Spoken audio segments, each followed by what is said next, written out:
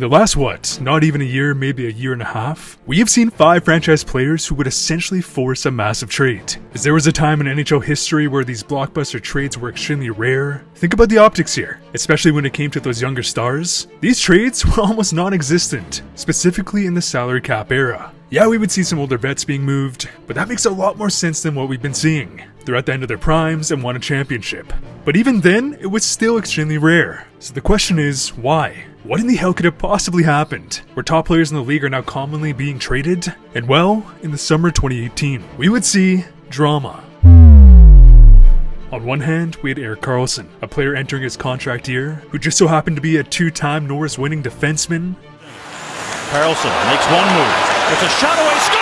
And on the other hand, we had John Tavares, a franchise center who was expected to stay with the New York Islanders. However, we would see 2 entirely different storylines. Because on July 1st, 2018, Toronto would drop a bombshell. I thought the timing was too good and it was an opportunity I didn't want to turn down in the Maple Leaf. As John Tavares would basically go against his word and sign a monster $77 million extension with the Leafs, completely derailing the Islanders' roster construction and making people believe that the Leafs were the next dynasty. Now, I'll let you comment on how that would turn out, but that was the thought at the time. And soon after this news broke, the Senators would begin to panic. They had just made the Eastern Conference Finals off the back of Erik Karlsson. However, Karlsson would state that he didn't want to sign an extension until after the season. Therefore, after Tavares would shockingly leave to free agency, Ottawa would then instead opt to trade Erik Karlsson and attempt to get as much value back as possible, where they wouldn't end up in a situation where they're losing their franchise player for nothing, as the John Tavares betrayal would single-handedly lead to every NHL team not wanting to chance free agency, where we would then see a massive uptick in blockbuster deals.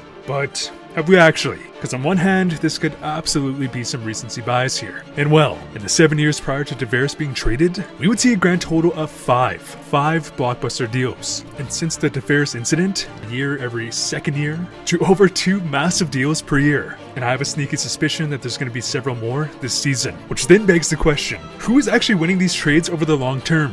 When these stars force a trade to a different team, are they actually winning more games? Are they winning a cup? And well, after digging into the numbers, I would discover something shocking. And today's video is sponsored by SeatGeek. With over 35 million downloads, there is a reason why SeatGeek is the #1 rated ticketing app. As this season, we've been witnessing peak sports entertainment. Trade drama, underdog stories, complete and utter domination from the star players. But there is nothing like seeing your favorite player ripping up and down the ice in person. And with the Christmas holidays coming up, treat someone you love to a great memory. Or even better yet, treat yourself. So whether you want to see Ovechkin and Crosby's last dances, the future superstars around the league, SeatGeek is your answer. As I'm always scoping out some Oilers tickets, and I can sit just a couple rows back at the home bench for just over $200, but maybe I want a budget option. Get a little rowdy, get some drinks with the fellas. For just $50, I get to see one of the greatest players in NHL history in person. But here's the best part. If you click the link down below, download the SeatGeek app today and use code RobTalksHockey10, you'll receive 10% off your tickets. That's code RobTalksHockey10 for 10% off your tickets.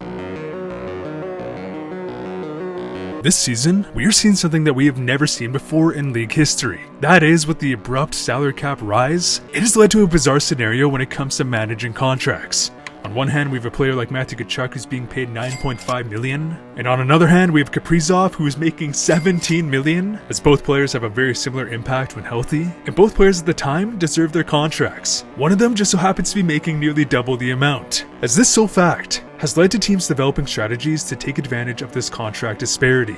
Take the Colorado Avalanche for example. It was reported that Rantanen's camp demanded a salary in the $14 million ballpark, which as we know now is not unrealistic by any means, but Colorado would look at the timing of their contracts and the league as a whole, and clearly identified a gap where they can take advantage of their current contracts. Yeah, I'm sure they could have kept Mikko, but keeping him meant they were going to be top heavy in the near future, so what did they do? They would go out and trade for Nichas, who on paper, who objectively is a worse player. But with that being said, he was also playing in a system that limited his offense, as he had the potential to replace Rantanen's scoring at a younger age. On top of that, the man is making $7.5 million less than the reported Rantanen ask. Think about this. This would give the Avalanche a 1.5-year window like the Quinn Hughes deal, where they would have a massive gap in their contracts. And this money would allow Colorado to go out and acquire a 30-goal scoring vet in Brock Nelson, the ability to secure not 1 but 2 starting goalies.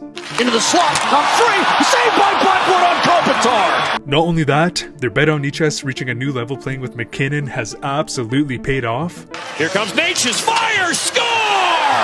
As these factors have led Colorado to having one of the most dominant starts to a season in NHL history, this team has 2 regulation losses in 32 games, as they would win a cup with McKinnon making $6 million. And this season they have Makar and Nichas making less than Kaprizov. Even think about the Florida Panthers. Some people forget that Huberdeau at one point, he just so happened to have the greatest season by a left winger in league history. So many Panthers fans were outraged when they saw the trade. However, Tkachuk was the missing piece. They were able to sell high on both Huberdeau and Uyghur, which would save them over $7 million in salary. And with these cap savings, they were able to retain Verhaeghe, Reinhardt, Bennett. They brought in Seth Jones, on top of Brad freaking Marchand. And alone, and Scott scores!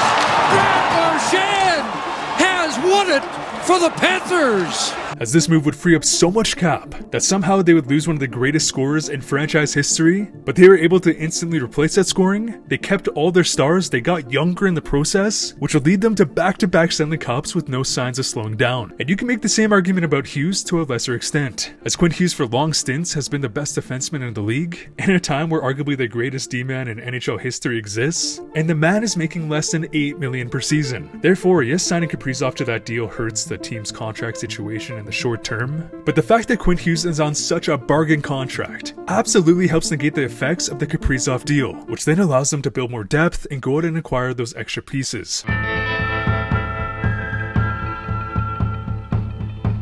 In the previous video, I'll go over the fact that 19 of the last 20 Stanley Cup winning rosters were built upon top 3 picks in the draft, with 14 of those teams having at least one first overall pick, if not multiple, and the only team who didn't was the Detroit Red Wings, who just so happened to be led by the 3 biggest draft steals in NHL history, meaning unless your team can find the 3 new biggest draft steals in history, which all turn into Hall of Famers, we've quite literally never seen a team win a cup without a top 3 pick. And I mean, you would think that in theory it's possible, and it must be, but it just hasn't happened. Which then begs the question, what in the hell would you do if you were in the Canucks situation? And to be honest, you do exactly what they just did. Because here's where it gets fascinating. Any team who's going through a rebuild, who's going to trade away a star player, has to find a partner with very specific assets to make this deal go through. Because typically when a team is trading for a top player in the league, it has to involve a top player going back the other way. But if a team is in win now mode, they can't really afford to trade away a top player. They don't usually have high-end prospects they can just give away, which is why many of these trades relies on top players. But it then becomes a lateral move, just like the Huberdeau for Tkachuk situation. It's like plugging a hole on a sinking ship only for another hole to open. When Vancouver traded Horvat and Miller, they desperately needed defense. And I mean, they did go out and get some good defensemen. Wow, we have this awesome blue line, but they now get suffocated every game due to having no center depth. It just doesn't even matter. Therefore, this team must have massive future pieces and a young, expendable roster player to make this work. It's the only scenario where this trade makes sense for both teams. And well, somehow we just witnessed a near perfect trade on paper. One team is burning it down, and the other team, being Minnesota, found their missing piece without sacrificing their core players, as Marco Rossi is only 24. He has shown strong scoring upside in a very good defensive game. High for second among first-year players. Here's Rossi again, he scores!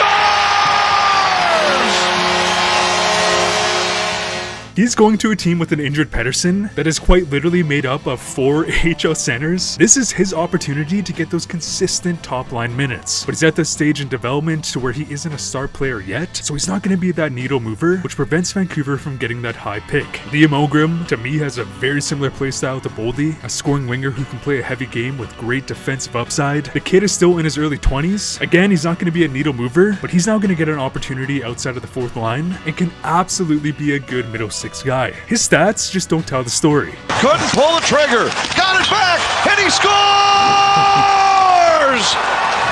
Liam Ogren! The Canucks are now starting to stockpile some first-round picks, but more importantly, they have Zeev freaking Buium. Hooks one back, Buium with room. Zeev Buium centers, and that went off a devil in. Zeev Buium has his first goal as a Canuck. Zeev Buium has every single trait to be a top defenseman in the league. He's an elite skater, puck skills, playmaking, a shot, most importantly, defensive commitment. But his biggest trait is his hockey IQ, as some people are looking into his analytics 30 games into his rookie season being like, yeah, I don't know about this guy. 19-year-old defensemen make mistakes in the NHL. It's just shocked when so many teams would pass on him. Is the biggest concern. Tigers, Buium with the top of the circle, lets it go, he scores! Zeev Buium. But at the same time, like a Quinn Hughes, dare I say Evan Bouchard, the kid plays with no pulse. It's a bizarre line that he walks where he's giving it all when he's attacking, but he does so without ever feeling the need to rush. It's like he's in complete control. Now, I will say it's very subtle, but fascinating to watch. On this play, Buium receives a pass from Rossi. 99% of rookie defensemen are dumping this puck in, or at the very least, passing it off to a winger. Buium sees 3 defenders back and is aware that there's a back checker behind him. And instead of forcing a play, or dumping it in, he slows down, maintaining control, which throws off the Rangers' tempo, where just with the skating, his hockey IQ, he would manipulate the entire defense and create a high danger scoring chance out of nothing. Here's Marco Rossi on a good read there. We saw another one like that in New Jersey. Good anticipation. Now, obviously this isn't an earth-shattering example, but it sticks out to me every single shift, and it's even more impressive in the defensive zone. Because what separates a guy like Tyson Barrie, who was objectively a very good offensive defenseman, compared to a Makar or Hughes, is the commitment to defense, hockey IQ, stick checking, and most importantly, poise with the puck. And when it comes to Zeev, these are his biggest attributes. On top of that, the timeline makes a lot of sense. Vancouver has several high-end defensive prospects in the system, with none of them having that high-end offense. As a guy like Tom Wielander is projected to be like a right-shot version of Devon Taves, as it was never expected that he'd be that power play quarterback putting up those big points, but he has shown many glimpses of that elite shutdown game. And this pairs perfectly with Buium, a potential top pairing line for the next 10 years, because when you trade a big piece, arguably the best player in franchise history, in theory you should be receiving enough pieces to fill in all your roster holes. And over the long term, build a far more well-rounded roster, especially when you consider that without Hughes, the Canucks in theory should be a worse team. They were already the bottom of the standings, so with 2 first-round picks, ideally one of them in the top 5, on top of acquiring 1 or 2 more through some trades, Vancouver should now have control over this rebuild, and rebuilds like this will allow a team to build from within. Now, will they commit? I guess we'll see, but the good news for Vancouver is they now have 3 stud defensemen, 2 of them with very high ceilings, better center and winger depth and draft capital. So it then begs the question, when a team makes this franchise-altering trade, where in theory they acquire a boatload of assets to rebuild a team, do they end up better off in the long term? Or does the team going all in trading for that missing piece actually win it all? Who actually comes out on top when a star demands a trade? And well, if we look at the last 13 blockbuster deals, which included all of the above scenarios, the answer is actually shocking. Yes, the star who demanded a trade or forced a trade would end up winning significantly more playoff rounds with their new team. However, the old team, the ones who sold the farm, who were able to strategically use those pieces and draft capital, would actually win more Stanley Cups than the team who went out and acquired that superstar player, which actually shocked me. Has your team ever traded away a star player? If so, what was the outcome? I'd really appreciate a like on this video. A big shout out to SeatGeek for sponsoring today's video, and as always, thanks for watching.